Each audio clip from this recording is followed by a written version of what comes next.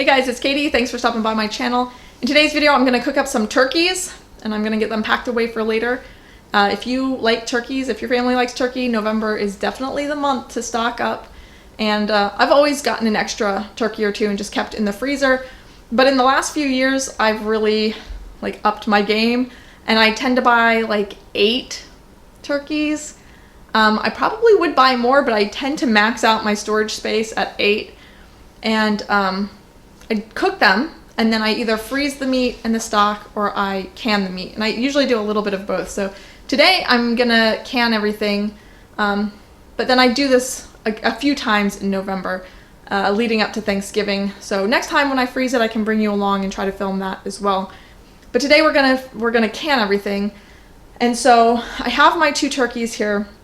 At my store, the best price around here is 37 cents a pound this year, and you have to buy $25 worth of other things. So you can buy 2 turkeys on each $25 purchase. So I buy 2 turkeys, I put them in the fridge and let them thaw, and then I cook them, process them, and then like I said, I either freeze the meat or I can the meat, and then I get 2 more turkeys and I start the process all over again. So it takes about a week, depending on what else is going on in my life, to get the turkeys from frozen from the store and either on my shelf or in the freezer. So yeah, I usually have time to do that 3 times.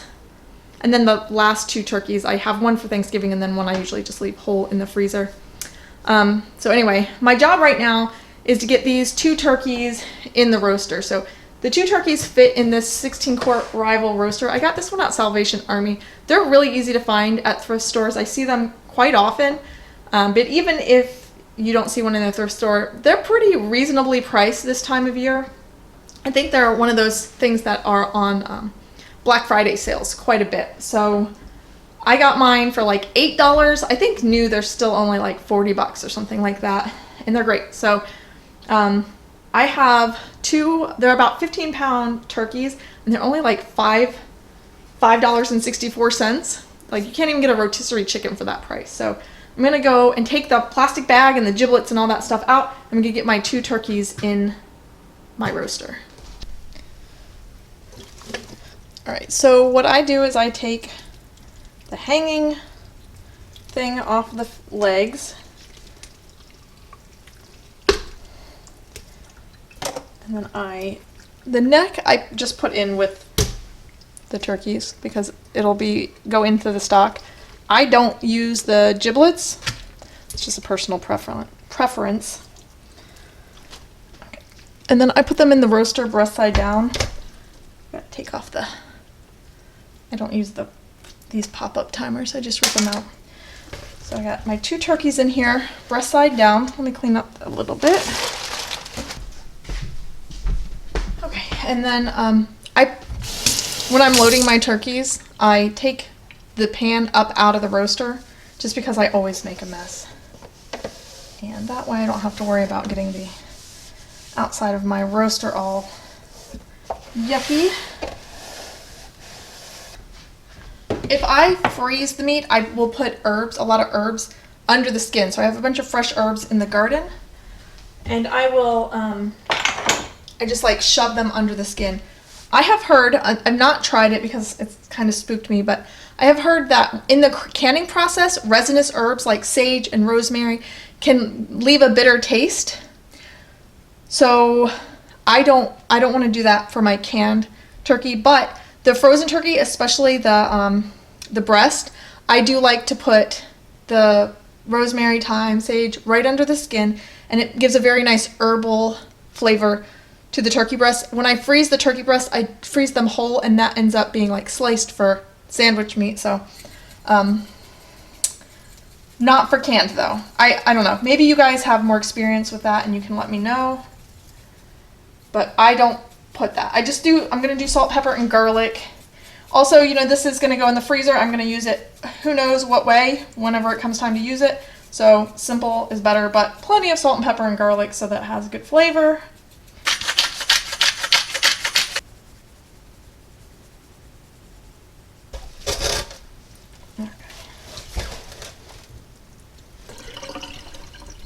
Sometimes when I'm handling big pieces of meat, I will mix up my seasoning and put it in a little container.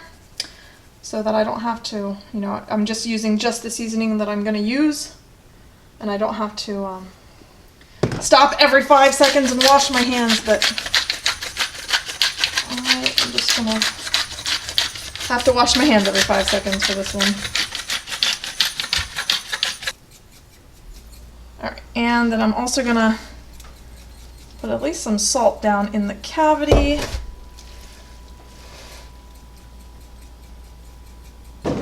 Alright, get these flopped back over onto their bellies.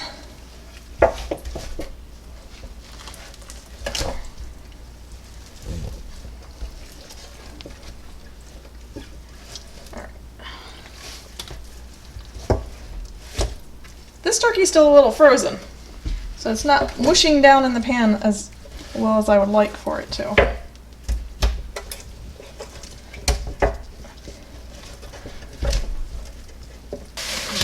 This, and I generally don't use a thermometer. When I do it in the oven, I'll use a thermometer so that I catch it.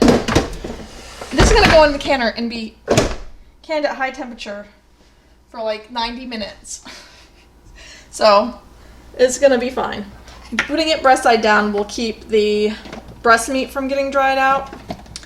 And then we're going to can it in broth, so it's not going to be dry. Alright, so I'm going to put this probably about 250. It's going to take a while. I don't know how long. I'll let you know how long it takes. But I got 2 turkeys in here.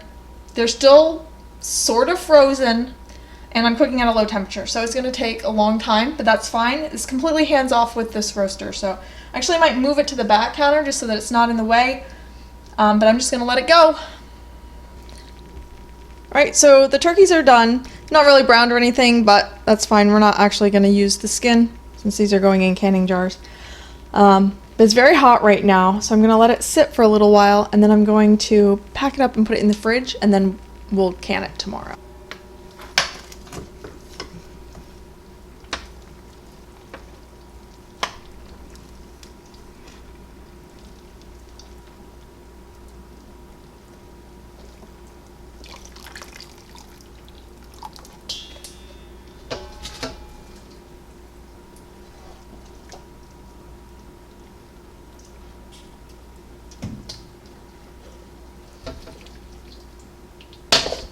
Alright, so I only added just a little bit of water. I think it was about a cup just to get things started. So this is all very concentrated stock in this pot.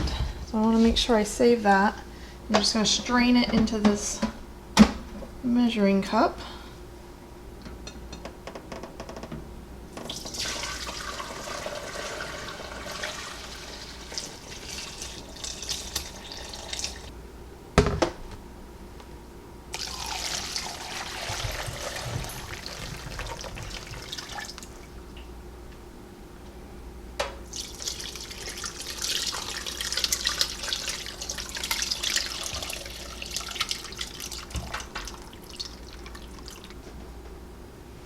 Right, so that's about a gallon of stock from just cooking the turkeys, and we'll get a lot more when we boil the bones, but it's got really pretty color in it. So I'm going to get the 2 turkeys in the fridge, the stock in the fridge, and we'll begin again tomorrow. Okay, so it's the next morning. I have my giant bowl of turkey here, and I'm just going to break it down. I'm just going to use my hands, and I'm going to remove the meat and put it in this container, and I'm going to take all the bones and everything else and put it back in my roasting pan. I washed out the roasting pan last night. I'm going to put all the bones back in. I'm going to make my stock right in the roasting pan. And when I can the meat, I'm just going to mix the light and the dark meat together, and I'm going to cut up the pieces or just break them up with my hands to be sort of like the finished size. Because I generally use the canned meat for like hot turkey sandwiches or soups usually. So I usually want to just dump it right in the recipe. When I freeze turkey, I do break it down slightly differently. I do separate the light from the dark meat, and I use them differently. But for the canned meat, it all goes together. So I'm just going to put the meat in this one, the bones in this one, and we'll get started.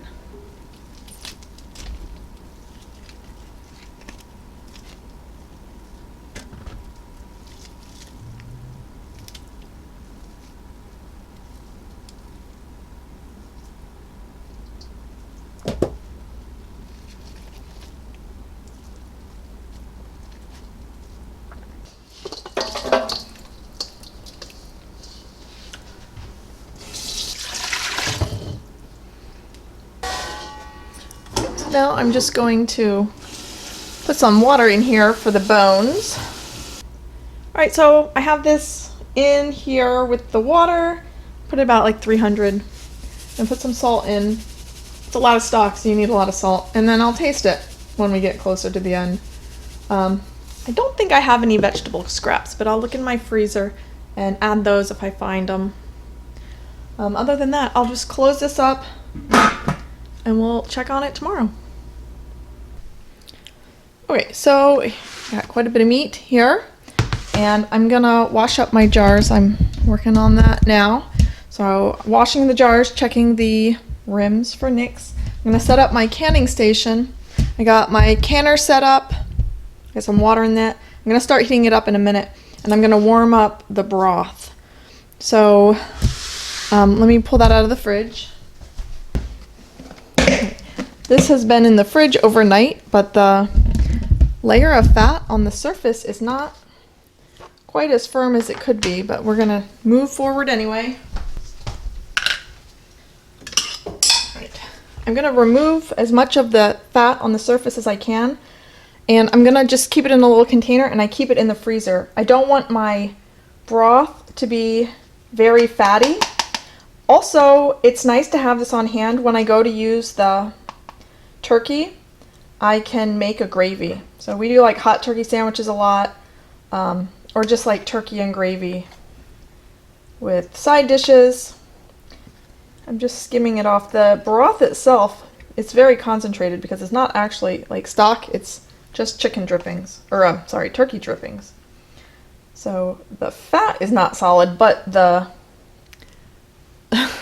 the stock is. So I'm just scraping my spoon across here. And the nice thing about putting this kind of like, I don't know, would you call this schmaltz? I know chicken fat is called schmaltz. I don't know if there's a special name for turkey fat like this. But anyway, it's similar to chicken fat in that you can keep it in the freezer for long-term preservation, but it doesn't get very hard. So even though it's in the freezer, you can still take it right out of the freezer and just scrape a little bit into your pan. And then I would use this fat to make a roux, and then use the broth from the jar, or I'm gonna make, there's gonna be plenty of broth that I'm gonna can up. And when you have that broth and the fat, make the roux, you got yourself some gravy. So that is that. I'm gonna label this and I'll just keep it in my freezer. If you don't have turkey fat, you can still make turkey gravy. You would just make a roux with like butter and flour or any other kind of fat and flour, and then use the turkey stock. But I feel like it's even better when you have the turkey fat. So that's why I go ahead and do that. I'm gonna get this stock. Probably should have a bigger pot. Look how jiggly it is. Oh, look how jiggly it is. I love it. See if I can get this in here without it splashing or splooshing. Ooh, ooh, ooh.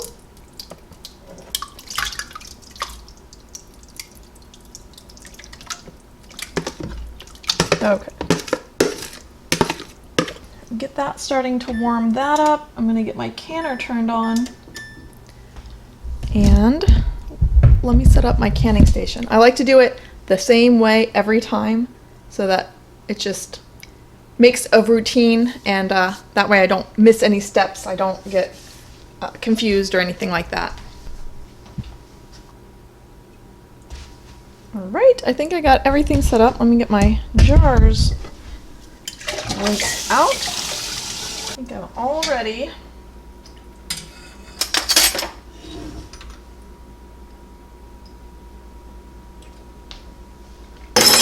Okay, I just tasted the stock.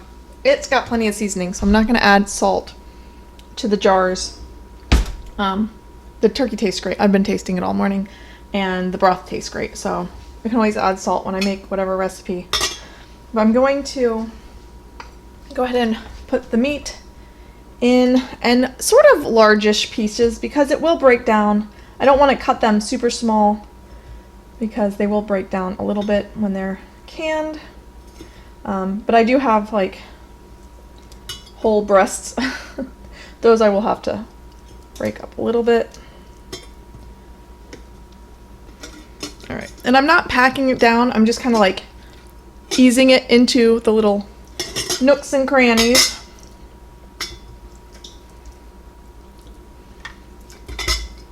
Get all these tendons out of the drumstick meat. So I got my jars all filled with turkey. I have quite a bit left here, probably about 2 whole breasts plus a few little random bits. So I'll probably use that just for dinners for the next night or two. Maybe I'll make some turkey salad or something. My canner holds 7 quarts, so that's what I have here. And I like this canner. It's the only one that fits underneath my microwave here. The other ones wouldn't fit easily. So if you have that same problem, this one is at All-American 9.15. And it fits only 1 layer, so even if you're doing pints, it only fits 1 layer. I know some canners you can stack up. I almost always can in quarts, and so the quarts would be the same regardless. So, anyway, I either can in quarts or half pints if I'm making jam. So that one works really well for me. So I'm gonna go ahead and put the stock in the jars here. So I got my funnel, and the stock is hot, so I'm gonna pour it over the meat.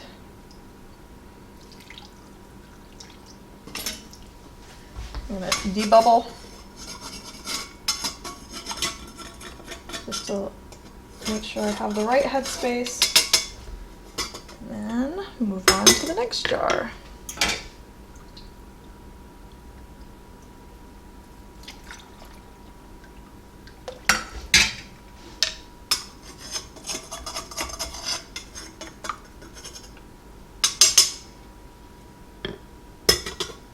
Right, I'm gonna get my vinegar rag and clean the tops. Super important when you're canning meat because the grease can really mess up the seal, and even if you wipe with water, sometimes the grease doesn't get removed, but the vinegar really cuts through the grease.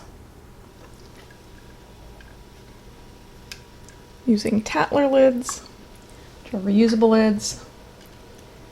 I think they're a great investment. If you're on the fence about Tattler lids, I've had no problems at all with them.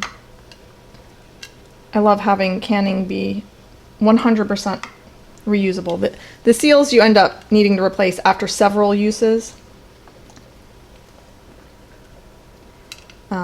But it's not like a lid that you have to throw away every time. Tattler lids are a little different than the metal lids as far as tightening them down. You do not do them finger tight, you just twist them until it stops.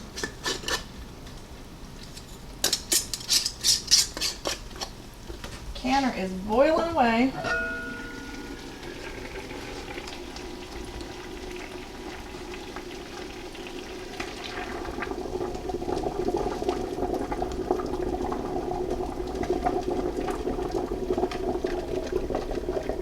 Get the lid on. I put a fresh layer of Vaseline on the seal.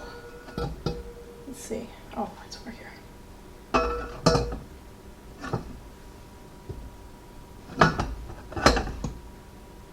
Make sure everything's even and seal her up.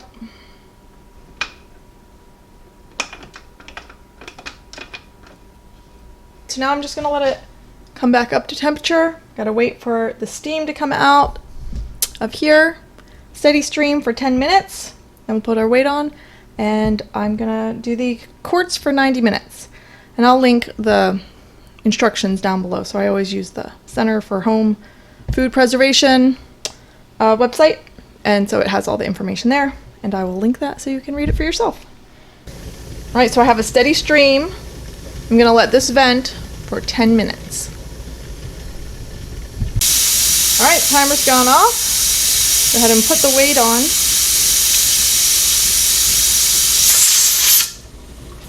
Bring it up to pressure and let it pressure can for 90 minutes.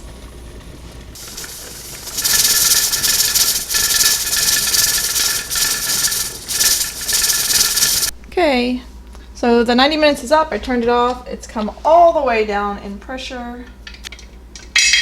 Go ahead and open this up.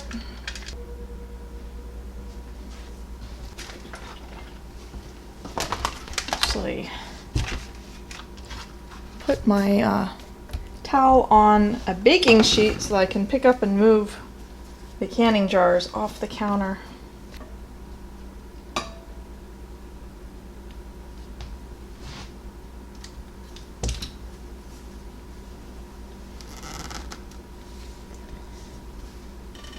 Gotta crank down the lids on these Tattlers.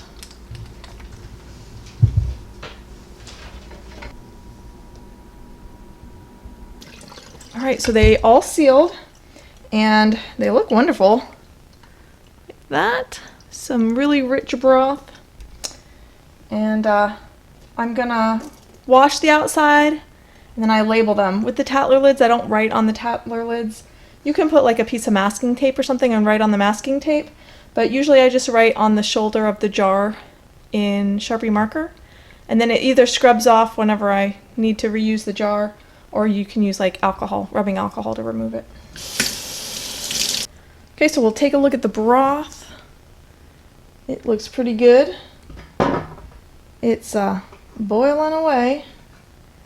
So I'm gonna turn it off, and then I'm gonna just let it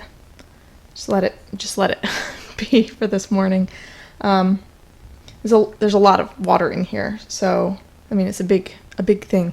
It's a big roaster full of broth. So I'm just gonna let it hang out here on the counter for a little bit, and then after it cools a little bit, I'm going to strain it, and then I'll put it in the refrigerator.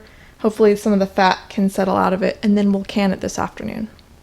All right, so I'm getting ready to can the broth now, so I'm just gonna wash up my jars and get my station set up again. Okay, so I skimmed as much fat off as I could, and I'm gonna taste this for seasoning, see if I'm gonna add salt to the jars or not. Okay, that's fine. I'm not gonna go ahead and add salt. I am gonna get my canner started again. All right, so generally you can reuse your canning water as long as it's, clean and nothing has broken in there. But you want to make sure you're checking your water level, because it's very common for some of the water to evaporate and you need to add more water before you do your second batch of canning. So I'm ready to fill my jars, and it's going to take forever to ladle this in, so I'm just going to try not to make a mess.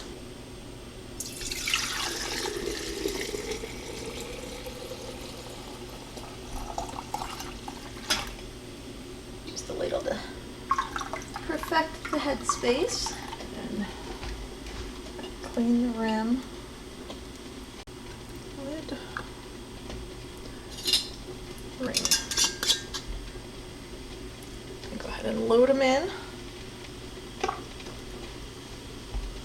So the broth is hot and the canner's hot, so there should be no problems.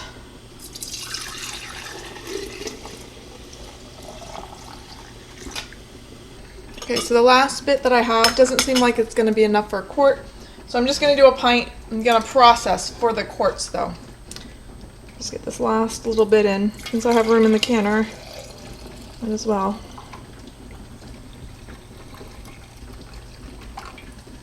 Okay, and that's good. That leaves a little bit in the pan, but that's good because there is a little sediment that I don't necessarily want in my jars. That's great. Okay, so now we're going to close up the canner again. So again, when this comes up to a full stream, set a timer for 10 minutes, let it vent. And then these only process for 25 minutes. The pints are 20 minutes, but I'm going to do the 25 minutes because there are quarts in there as well.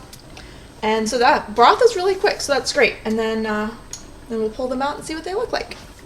Okay, so I just pulled them all out and I cranked the lids down, but I went ahead and did that, so I'm just going to let these cool, and then I'll just wash the jars, label them, and they'll be ready to put on my shelf.